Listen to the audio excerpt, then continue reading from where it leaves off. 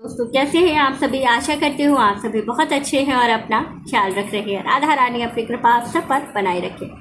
दोस्तों आज हम लोग बात करने वाले हैं अमावस्या की। आषाढ़ मास की अमावस्या कब पड़ रही है, क्या नियम होंगे, कुछ विशेष उपाय जो गुरुजी ने अपने वीडियो में बताया है वो मैं आपको बताने वाली हूँ, जिससे कि बहुत लाभ होने वाला है आपको अपने जीवन में।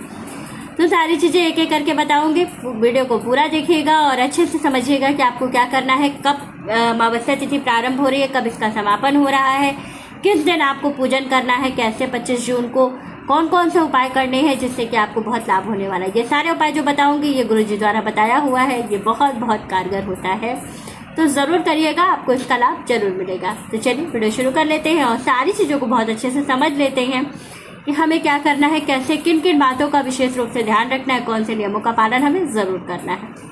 तो चलिए वीडियो शुरू कर लेते हैं और सारी चीज़ों को जान लेते हैं। सबसे पहले तो बात कर लेते हैं अमावस्या तिथि की। अमावस्या तिथि जो प्रारंभ हो रही है वो हो रही है 24 जून को शाम को 4:13 से अमावस्या तिथि का प्रारंभ हो रहा है। अमावस्या तिथि का समापन कब हो रहा है तो 25 जून को शाम 6:13 पर अमावस्या तिथि का समापन हो जाएगा। ये तो बात हो गई अमावस्या तिथि की। अब तिथि के अनुसार आपको समझ में आ गया होगा कि स्नान और दान आपको 25 जून को करना है, यानी कि 25 जून के दिन आपको सुबह के समय ब्रह्म मुहूर्त में स्नान करना है। ब्रह्म मुहूर्त का समय क्या मिल रहा है 25 जून को, तो सुबह 4:01 से लेकर के 4:52 तक, इस बीच में आपको करना है स्नान करने के लिए पवित्र नदी या सरोवर पर जाकर के स्नान करें तो बहुत अच्छा है। नहीं जाते हैं तो घर पर ही स्नान करें।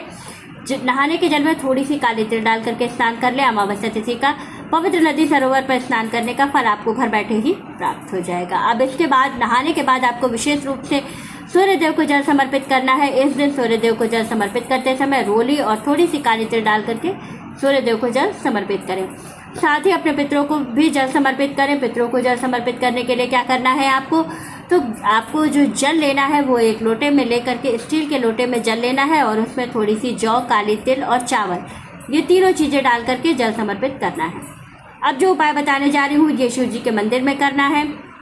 विशेष रूप से आपको शिव मंदिर में जाना है और जा करके वहाँ पर आपको विशेष रूप से लाल पुष्प और सफ़ेद पुष्प का उपाय करना है।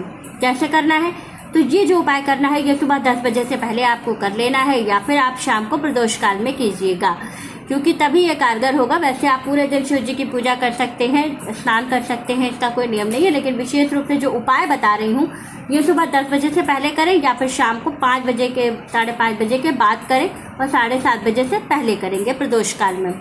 आप विशेष रूप से जान लेते हैं करना क्या है। करना आपको ये है कि आपको शिव जी के मंदिर में जाना है, एक लोटा जल ले जाना है, जल में थोड़ी सी गुड़ मिला लेना है, ले करके जाना है शिव जी के मंदिर में। पहले आपको जल समर्पित करना है गुड़ वाला। इसके बाद आपको क्या करना है, शुद्ध जल से स्नान करा करके आपको लाल और सफ़ेद पुष्प का उपाय करना है। उसके पहले आपको शिव जी को अर्धपुंड त्रिपुंड का तिलक लगाना है, चंदन लगाना है, और चंदन लगाने के बाद आपको विशेष रूप से क्या करना है कि जो आप पुष्प लेकर के गए हैं, यानी कि लाल और सफ़ेद पुष्प, तो जो लाल वाला पुष्प है वो आपको चढ़ाना है अशोक सुंदरी वाले स्थान पर और माता पार्वती के हस्तकमल वाले स्थान पर, और जो सफ़ेद पुष्प आप लेकर के जाइएगा वो चढ़ाइएगा आप शिव जी पर, और चढ़ा करके फिर से एक लोटा जल समर्पित कीजिएगा और फिर से लाल गुड़ का भोग लगाइएगा शिव जी को। भोग लगाने के बाद आपको अपनी कामना कहनी है और एक तिल के तिल का दीपक शिव जी के सामने लगाना है, जिससे कि आपको पितृदोष से मुक्ति मिलेगी। इसके साथ ही ये सारे उपाय करने के बाद अब आपको पीपल के वृक्ष की पूजा करनी चाहिए, क्योंकि अमावस्या तिथि है और आप पीपल के वृक्ष की पूजा अगर करते हैं तो बहुत बहुत लाभ होता है आपको, क्योंकि इस दिन पीपल का विशेष महत्व होता है। तो आपको करना क्या है, पीपल के वृक्ष में भी आपको गुड़ वाला जल समर्पित करना है और वहाँ पर भी तिल के तिल का दीपक लगाना है और परिक्रमा करनी है पीपल के वृक्ष की। कितनी परिक्रमा, कम से कम 5 या 7, और अगर कर सकते हैं तो कम से कम 15 फेरी आप, क्योंकि अमावस्या की तिथि है तो आपको 15 फेरी करनी चाहिए। लेकिन अगर आप नहीं कर सकते हैं, उतना नहीं घूम सकते हैं, तो कम से कम 5 या 7 ज़रूर करें। और करने के बाद अगर सुहागिन महिलाएं पीपल के वृक्ष की पूजा कर रही हैं तो वो सिंदूर जरूर समर्पित करें और वहाँ से सिंदूर ले भी। पहले आप समर्पित करें, फिर सिंदूर लें, फिर समर्पित करें। ऐसा करने से आपको अखंड सौभाग्य का वरदान मिलता है। जो लोग अमावस्या के दिन पीपल के वृक्ष की पूजा करते हैं, इस तरह से जल चढ़ाते हैं और संपूर्ण कामनाओं को ध्यान में रखते हैं, तो देखिए ये सारी चीज़ें करने पर कभी भी अकाल मृत्यु नहीं होती है और आपका सुहाग हमेशा अखंड बना रहता है।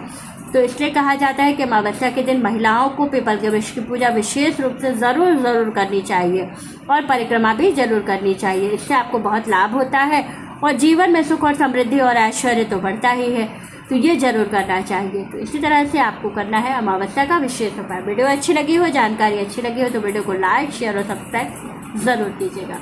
राधे राधे दोस्तों।